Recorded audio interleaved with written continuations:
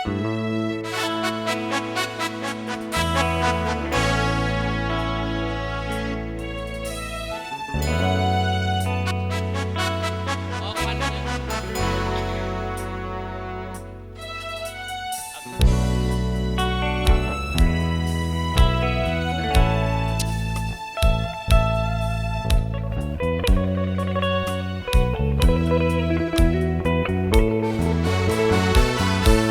าพี่จากไปคิดฮอดบ่หายน้องสาวจูซ้ำคิดฮอดผู้สาวโพนคำสาวโพใส่คำเนื้อขาวฟองไม่วอนอยู่บ้านพันใสไม่ตีบ้านนาทงจอนาเวียงสาวงามแก้มบองยังสุขสมปองทุกคน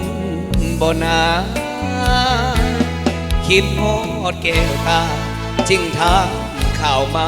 บ่เม่นทะเลอยากขอไปนั่งแย่สาวสีแพงไม่ต้องน้องลาสายเดสาวบ้านมีสุขอย่าให้อายทุกโศ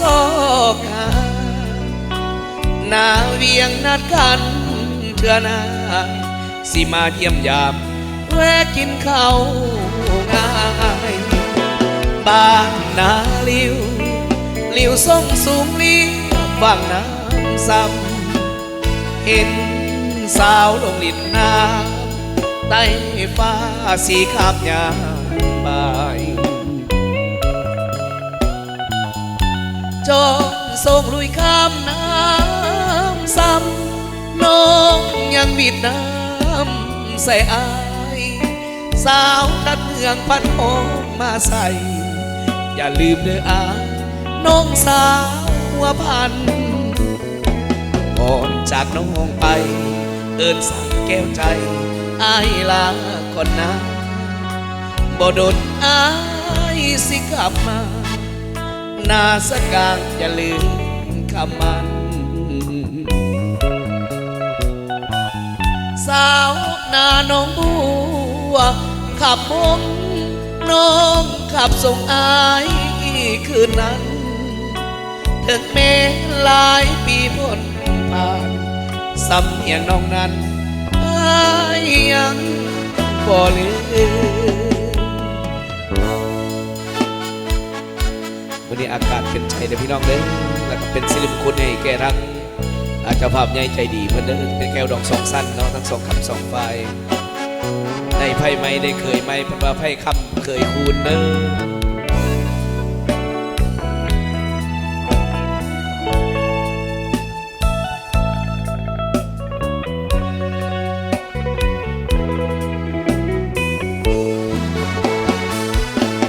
บ้าน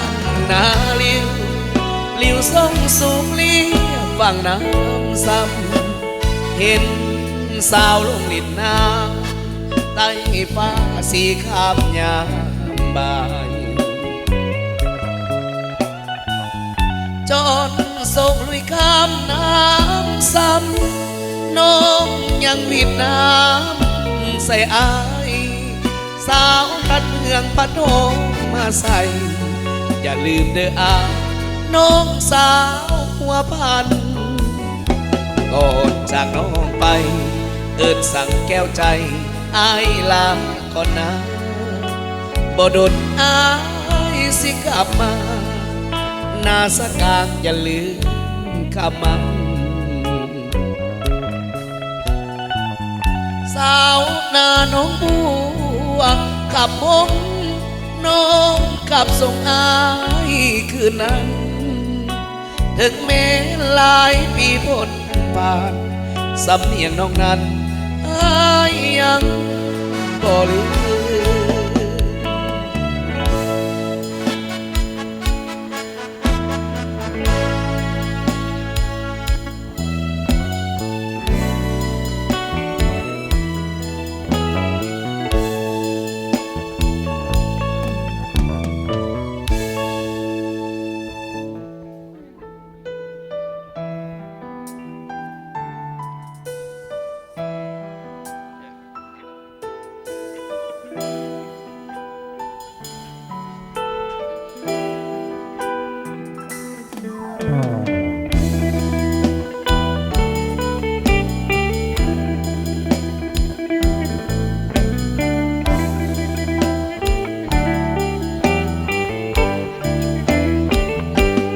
เป็นหนุ่มเป็นสาวก่อนถึงข่าวที่จะแต่งงานคงหากันมาตั้งนานสาบานกันตั้งหลายทีจึงตัดสินใจแบ่งกันไปตามประเพณีเฮาขอไว้พรเต็มที่วิวาอย่าได้หมดมองขอให้มีคำมีเงินเป็นหมื่นเป็นล้านชีวิตหลังการแต่งงานจงสุขสันต์ด้วยกันทั้งสองขอให้เฮืองนี้สิ่งสถิตในแผ่นดินทองโหยภัยอย่าได้มาต้องสองใจให้จงจีรังหัวทำตัวเหมือนสร้างเข้าหน้าเมียหาคือผู้ตามมาสมดังว่าเป็นสาวเข้าหลังช่วยกันทำมาหากินเป็นถิ่นเป็นทานสองแนวคิดอย่าเหินห่างมียังค่อยเว้ากันขอให้ทั้งสองเป็นทองแผ่นเดียวเลยไป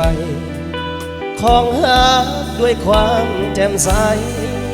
เลื่อยไปสู่การณาถือเท่ายอดทองตะบองยอดเพชรด้วยกันหากเดียวใจเดียวเท่านั้น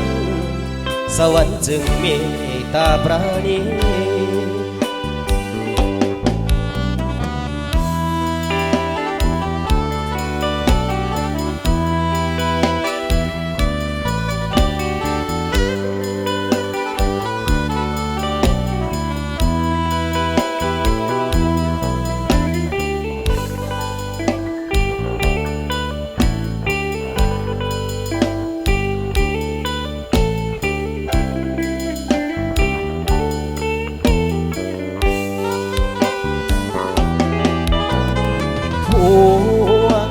ทำตัวเหมือนสร้างเข้าหน้าเมียหาคือผู้ตามมาสมดังว่าเป็นสาวเท่าหลังช่วยกันทำมาหากินเป็นถิ่นเป็นทานสองแนวคิดอย่าเหินห่างมียังค่อยเว้ากันขอให้ทั้งสองเป็นทองแผ่นเดียวเลยไปของหากด้วยความแจ่มใสเลื่อยไปสู่การณาถือเท่ายอดทองตะบองยอดเพชรด้วยกันหากเดียวใจเดียวเท่านั้นสวรรค์จึงมีตาปราณี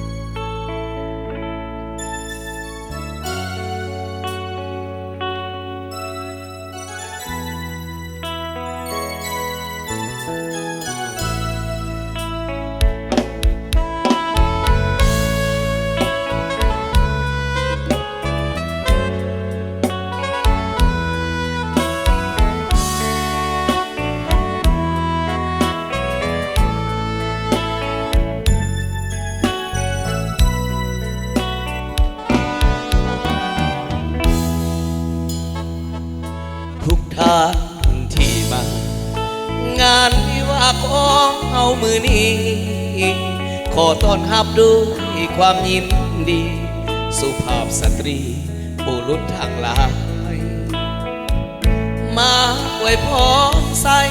พร้อมด้วยน้ำใจของขวัญมากมาย เจ้าภาพแต่งดองทั้งสองฝ่าย ขอบใจหลายๆที่มาอบอุ่น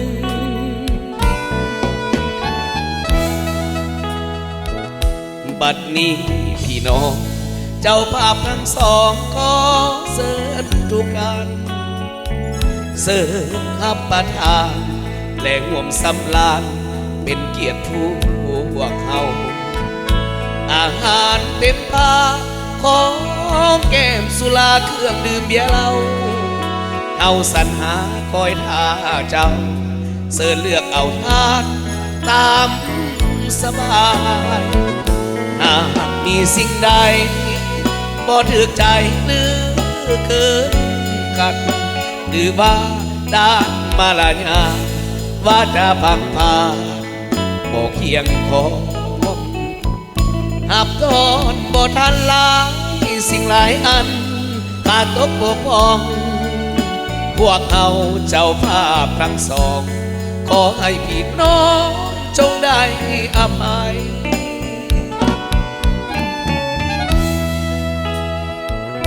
เมื่อเลิกจากงาน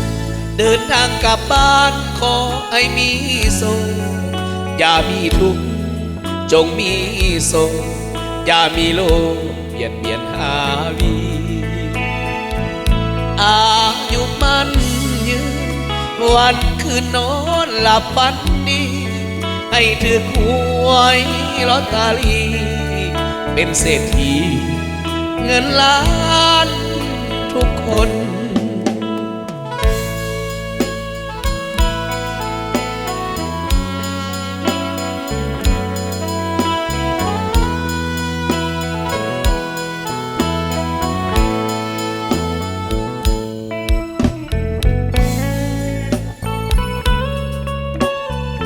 อากาศสบายสบายพี่น้องเลยเนาะ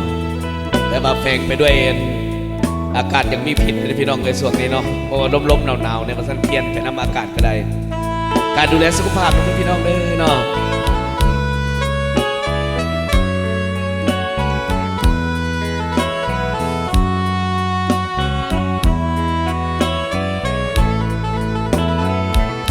หากมีสิ่งใดบ่ถึกใจหรือคืนกันหรือว่าได้มาลายาว่าจะพังพาบ่เคียงคงนับตนบ่ทันหลายสิ่งหลายอันขาดตกบกพร่องพวกเขาเจ้าภาพทั้งสองขอให้พี่น้องจงได้อภัย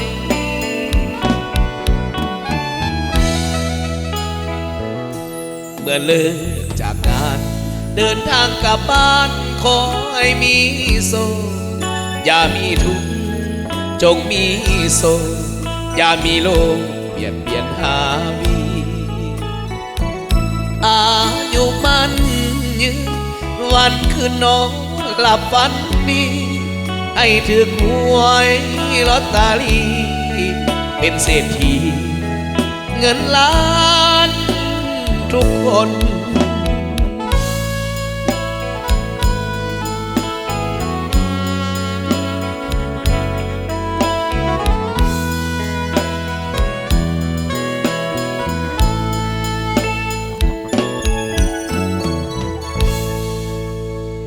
เอานั่งทั้งหนานี่ไว้เด้อ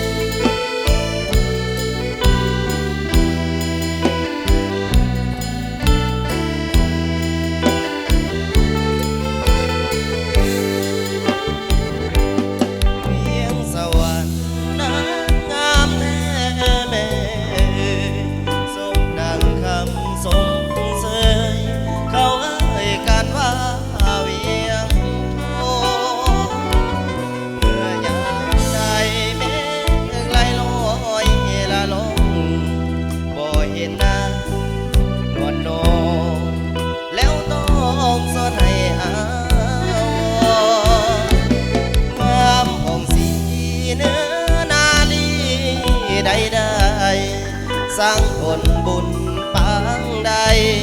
เสริมส่งให้เจ้างามโงเด่นเพียงใดห้อง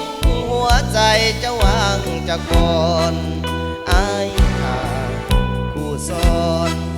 ยามนอนเส้นเศร้าโศกสารน้องเวียงสวรรค์คนดีเจ้า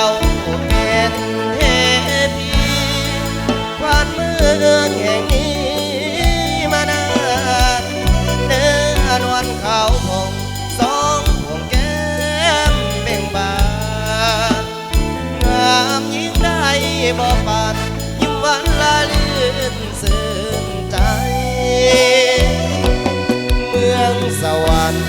ปานให้เจ้างามดีเม่นสายใดได้เห็นแล้วอยากเป็นเพื่อนดวงใจวาสนาจงโน้มนำมาเคียงไกลสมดังดวงใจไฟฝันหานางแน่นอน